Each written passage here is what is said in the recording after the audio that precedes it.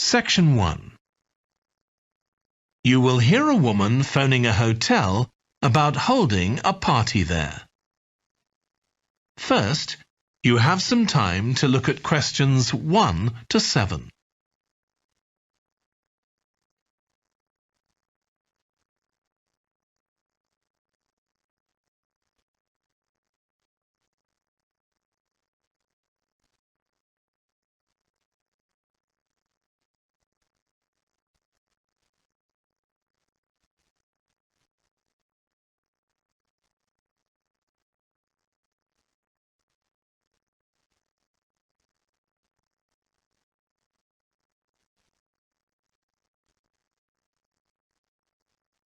You will see that there is an example that has been done for you. On this occasion only, the conversation relating to this will be played first. Good morning, Clare House Hotel. Andrew speaking. I'm the events manager. Andrew is the events manager. So events has been written in the space. Now we shall begin. You should answer the questions as you listen because you will not hear the recording a second time. Listen carefully and answer questions 1 to 7. Good morning, Clare House Hotel. Andrew speaking. I'm the events manager. Good morning, Andrew. My name's Samantha.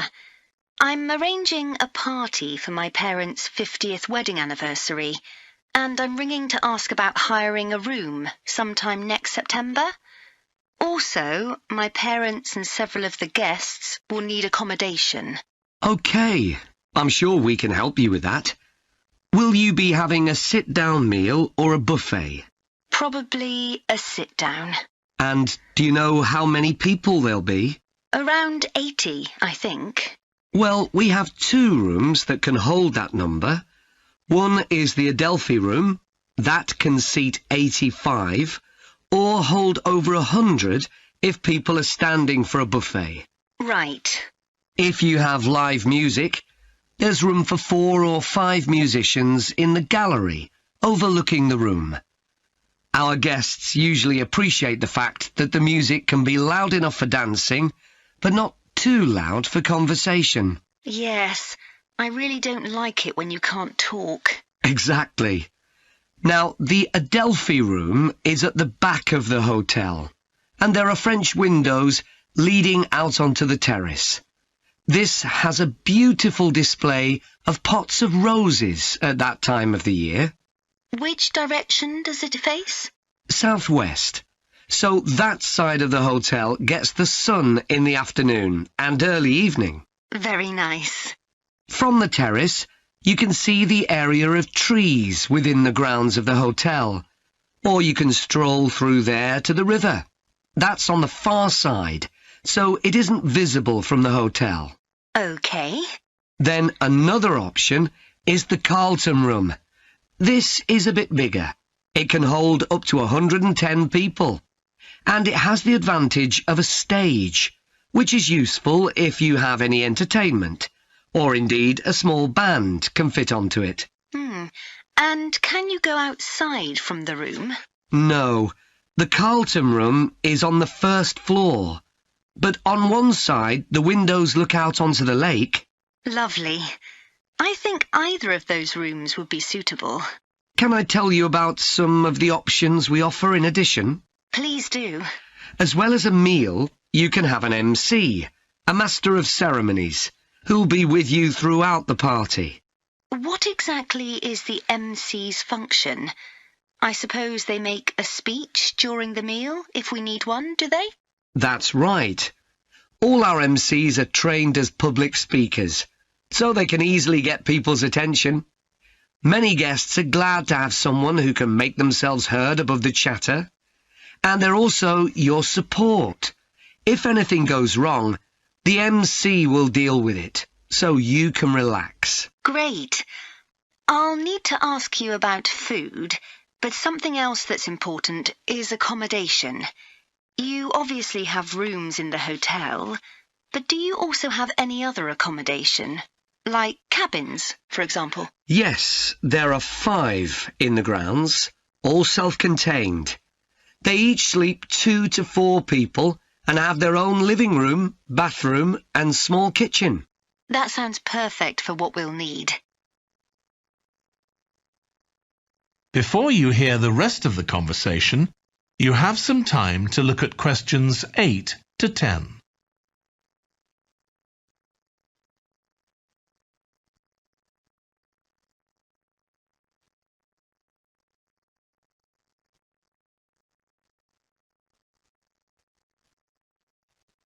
Now listen and answer questions 8 to 10. Now, you have various facilities, don't you? Are they all included in the price of hiring the room? The pool, for instance? Normally you'd be able to use it, but it'll be closed throughout September for refurbishment, I'm afraid. The gym will be available, though, at no extra charge. That's open all day from 6 in the morning until midnight.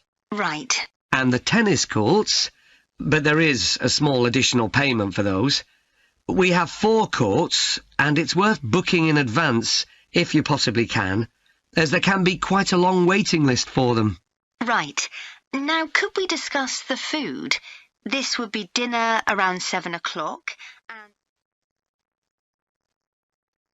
That is the end of section 1.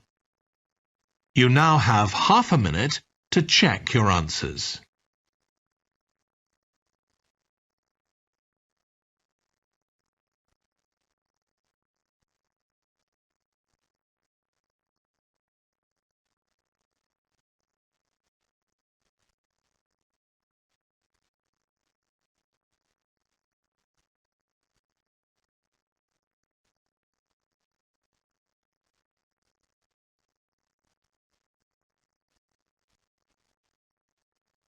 Now turn to section 2.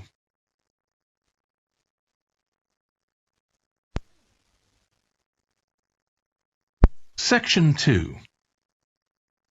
You will hear a holiday company representative talking to a group of tourists in a large hotel about things they can do during their holiday. First, you have some time to look at questions 11 to 16.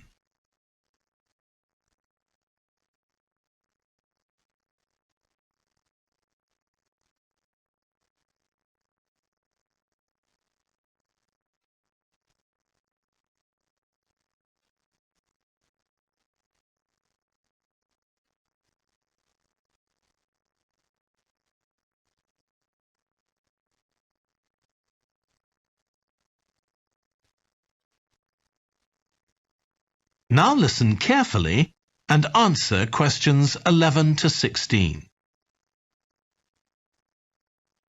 Hello everyone, I'm Jake Stevens and I'm your rep here at the hotel. I'm sure you'll all have a great time here. So, let me tell you a bit about what's on offer. I'll start by telling you about some of the excursions that are available for guests. One thing you have to do while you're here is go dolphin watching. On our boat trips, we pretty well guarantee you'll see dolphins. If you don't, you can repeat the trip free of charge. We organise daily trips for just €35. Unfortunately, there aren't any places left for this afternoon's trip, but come and see me to book for later in the week. If you're energetic, I'd recommend our forest walk. It's a guided walk of about 7 kilometres. There'll be a stop halfway, and you'll be provided with a drink and sandwiches. There's some fairly steep climbs up the hills, so you need to be reasonably fit for this one, with good shoes. Oh, and bring a waterproof in case it rains. It's just €25, all-inclusive, and it's every Wednesday. Then on Thursdays, we organise a cycle trip, which will give you all the fun of biking without the effort. We'll take you and your bike up to the top of Mount Lana and leave you to bike back. It's a 700-metre drop in just 20 kilometres, so this isn't really for inexperienced cyclists, as you'll be going pretty fast. And if it's a clear day, you'll have fantastic views. On our local craft tour, you can find out about the traditional activities in the island. And the best thing about this trip is that it's completely free. You'll be taken to a factory where jewellery is made, and also a ceramics centre. If you want, you can buy some of the products, but that's entirely up to you. The trip starts after lunch on Thursday, and you'll return by 6 p.m. If you're interested in astronomy, you may already know that the island's one of the best places in the world to observe the night sky. We can offer trips to the observatory on Friday for those who are interested. They cost €90 per person, and you'll be shown the huge telescopes and have a talk from an expert who will explain all about how they work. Afterwards, we'll head down to Sunset Beach, where you can have a dip in the ocean if you want, before we head off back to the hotel. Finally, there's horse riding.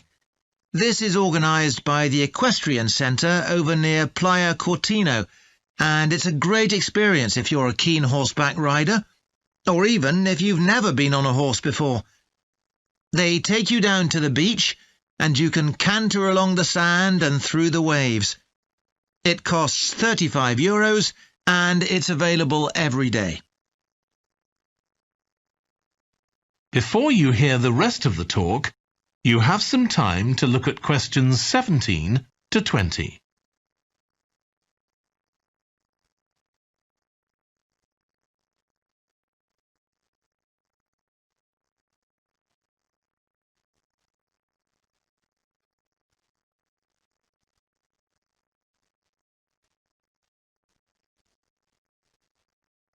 Now listen and answer questions 17 to 20.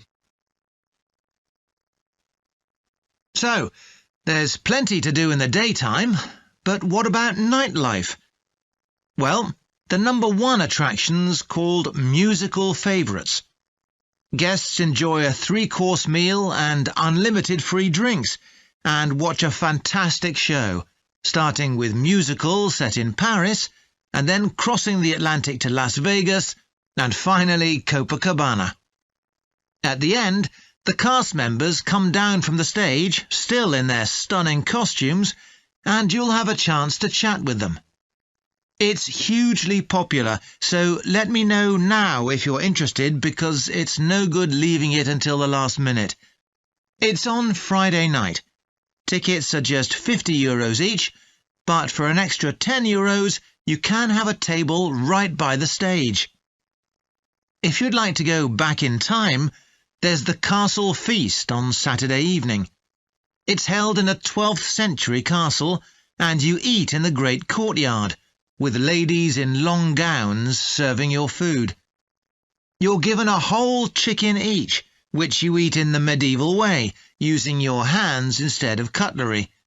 And you're entertained by competitions where the horseback riders attempt to knock one another off their horses.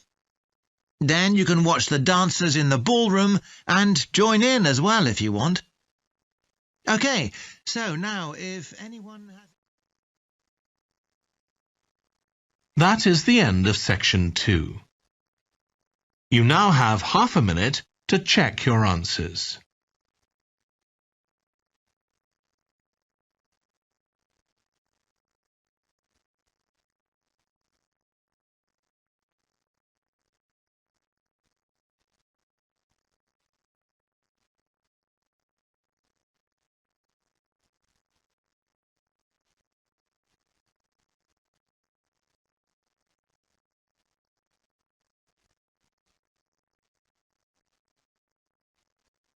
Now turn to section 3.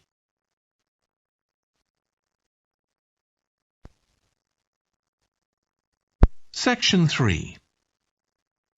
You will hear Stephanie, who is thinking about taking a 1-year course in children's literature, talking to Trevor, who is currently taking the course. First, You have some time to look at questions 21 to 25.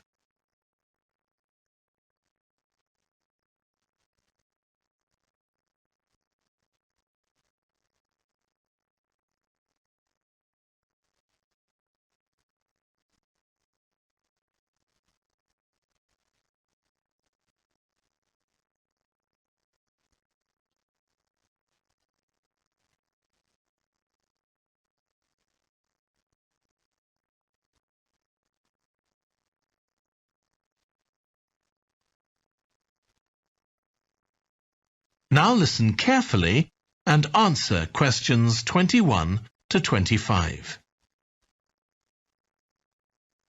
Hello, Trevor. Hello, Stephanie. You said you wanted to talk about the course I'm taking on literature for children. That's right. I'm thinking of doing it next year, but I'd like to find out more about it first. OK, well, as you probably know, it's a one-year course. It's divided into 6 modules, and you have to take all of them. One of the most interesting ones, for me at least, was about the purpose of children's literature. You mean whether it should just entertain children or should be educational as well? Right, and whether the teaching should be factual, giving them information about the world, or ethical, teaching them values. What's fascinating is that the writer isn't necessarily conscious of the message they're conveying. For instance, a story might show a child who has a problem as a result of not doing what an adult has told them to do, implying that children should always obey adults. Oh, I see what you mean. That module made me realise how important stories are. They can have a significant effect on children as they grow up. Actually, it inspired me to have a go at it myself, just for my own interest. I know I can't compete with the really popular stories, like the Harry Potter books. They're very good. And even young kids like my 7-year-old niece love reading them. I'm very interested in illustrations in stories. Is that covered in the course? Yes, there's a module on pictures and how they're sometimes central to the story. That's good. I remember some frightening ones I saw as a child, and I can still see them vividly in my mind years later. Pictures can be so powerful, just as powerful as words. I've always enjoyed drawing, so that's the field I want to go into when I finish the course. I bet that module will be really helpful. I'm sure it will. We also studied comics in that module, but I'm not convinced of their value, not compared with books. One of the great things about words is that you use your imagination, but with a comic you don't have to. But children are so used to visual input on TV, video games and so on. There are plenty of kids who wouldn't even try to read a book, so I think comics can serve a really useful purpose. You mean it's better to read a comic than not to read at all? Yes, I suppose you're right. I just think it's sad when children don't read books. What about books for girls and books for boys? Does the course go into that? Yes, there's a module on it. For years, lots of stories, in English at least, assumed that boys went out and did adventurous things, and girls stayed at home and played with dolls. I was amazed how many books were targeted at just one sex or the other. Of course, this reflects society as it is when the books are written. That's true. So it sounds as though you think it's a good course. Definitely. Before you hear the rest of the discussion, you have some time to look at questions 26 to 30.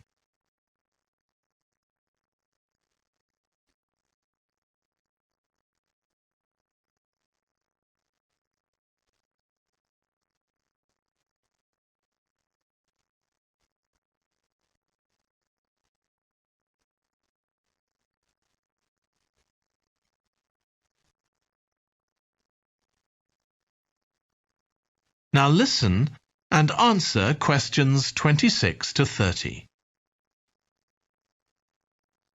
Have you been reading lots of children's stories to help you decide whether to take the course? Yeah, I've gone as far back as the late 17th century. though I know there were earlier children's stories. So does that mean you've read Perrault's fairy tales, Cinderella, the Sleeping Beauty, and so on? Yes, they must be important because no stories of that type had been written before. These were the first. Then there's the Swiss Family Robinson. I haven't read that. The English name makes it sound as though Robinson is the family's surname, but a more accurate translation would be the Swiss Robinsons, because it's about a Swiss family who are shipwrecked, like Robinson Crusoe in the novel of a century earlier. Well, I never knew that. Have you read Hoffmann's The Nutcracker and the Mouse King? Wasn't that the basis for Tchaikovsky's ballet, The Nutcracker? That's right. It has some quite bizarre elements. I hope you've read Oscar Wilde's The Happy Prince. It's probably my favourite children's story of all time. Oh, mine too. And it's so surprising because Wilde is best known for his plays, and most of them are very witty, but The Happy Prince is really moving. I struggled with Tolkien's The Lord of the Rings. 3 long books, and I gave up after 1. It's extremely popular, though. Yeah, but whereas something like The Happy Prince just carried me along with it, The Lord of the Rings took more effort than I was prepared to give it. I didn't find that. I love it. Another one I've read is Warhorse. Oh, yes, it's about the First World War, isn't it? Hardly what you'd expect for a children's story. Exactly, but it's been very successful. Have you read any... That is the end of section 3. You now have half a minute to check your answers.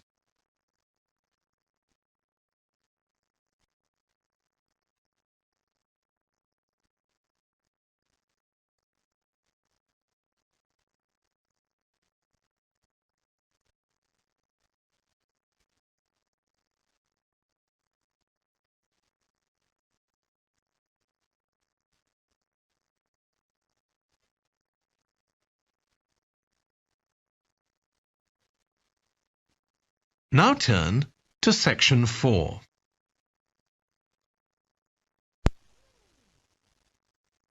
Section 4. You will hear part of a lecture about a branch of archaeology called marine archaeology. First, you have some time to look at questions 31 to 40.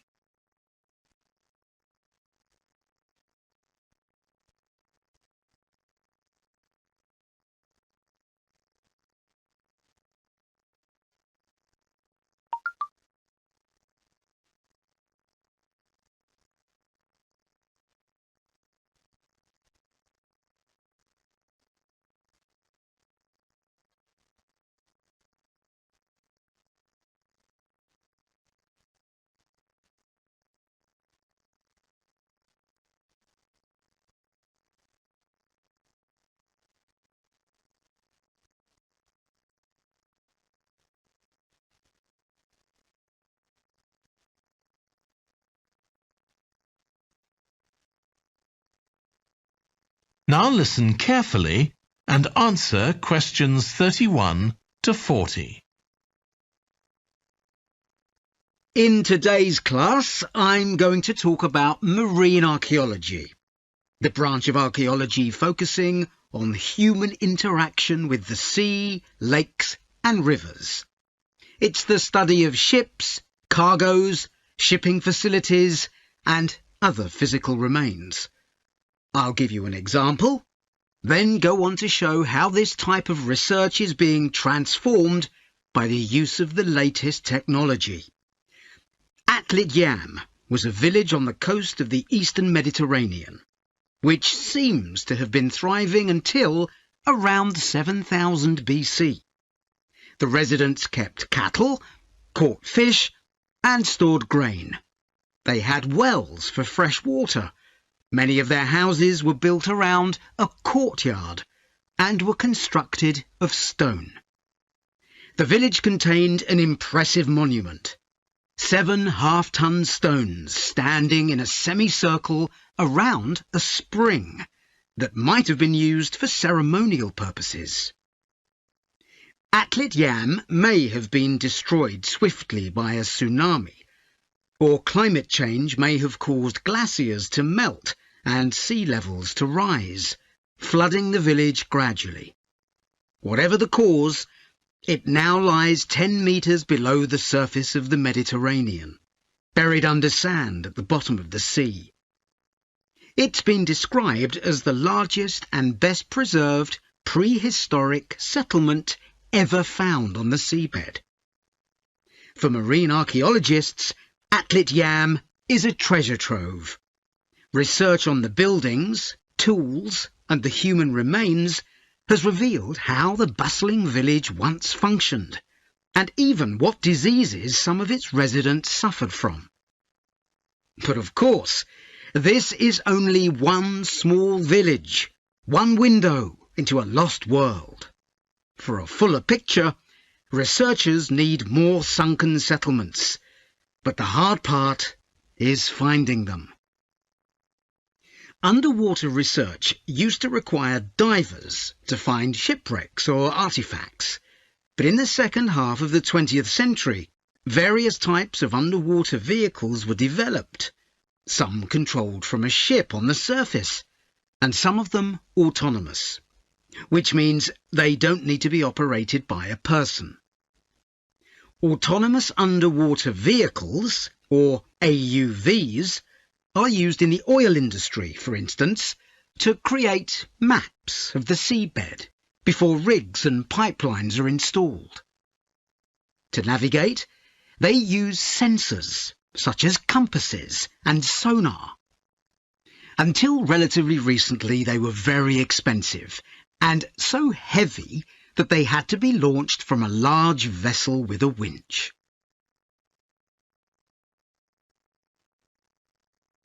But the latest AUVs are much easier to manoeuvre.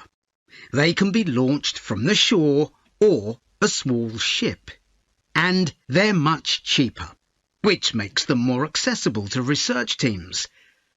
They are also very sophisticated. They can communicate with each other and, for example, work out the most efficient way to survey a site or to find particular objects on the seabed. Field tests show the approach can work. For example, in a trial in 2015, 3 AUVs searched for wrecks at Marsimemi, off the coast of Sicily. The site is the final resting place of an ancient Roman ship, which sank in the 6th century AD, while ferrying prefabricated marble elements for the construction of an early church. The AUVs mapped the area in detail, finding other ships carrying columns of the same material. Creating an internet in the sea for AUVs to communicate is no easy matter. Wi-Fi networks on land use electromagnetic waves, but in water these will only travel a few centimetres. Instead, a more complex mix of technologies is required. For short distances, AUVs can share data using light, while acoustic waves are used to communicate over long distances. But more creative solutions are also being developed, where an AUV working on the seabed offloads data to a second AUV, which then surfaces and beams the data home to the research team using a satellite. There's also a system that enables AUVs to share information from seabed scans and other data. So, if an AUV surveying the seabed finds an intriguing object, it can share the coordinates of the object, that is, its position, with a nearby AUV that carries superior cameras, and arrange for that AUV to make a closer inspection of the object. Marine archaeologists are excited about the huge potential of these AUVs for their discipline. One site where they're going to be deployed is the Gulf of Baratti off the Italian coast. In 1974, A 2,000-year-old Roman vessel was discovered here in 18 meters of water. When it sank, it was carrying medical goods in wooden or tin receptacles. Its cargo gives us insight into the treatments available all those years ago, including tablets that are thought to have been dissolved to form a cleansing liquid for the eyes. Other Roman ships went down nearby, taking their cargoes with them. Some held huge pots made of terracotta. Some were used for transporting cargoes of olive oil, and others held wine. In many cases, it's only these containers that remain, while the wooden ships have been buried under silt on the seabed. Another project that's about to be... That is the end of section 4. You now have half a minute to check your answers.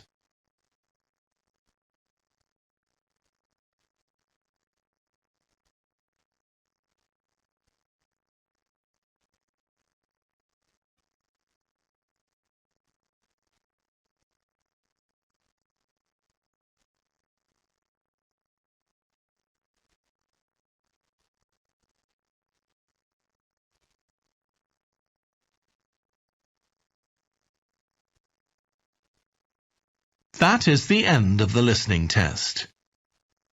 In the Ielts test, you would now have 10 minutes to transfer your answers to the answer sheet.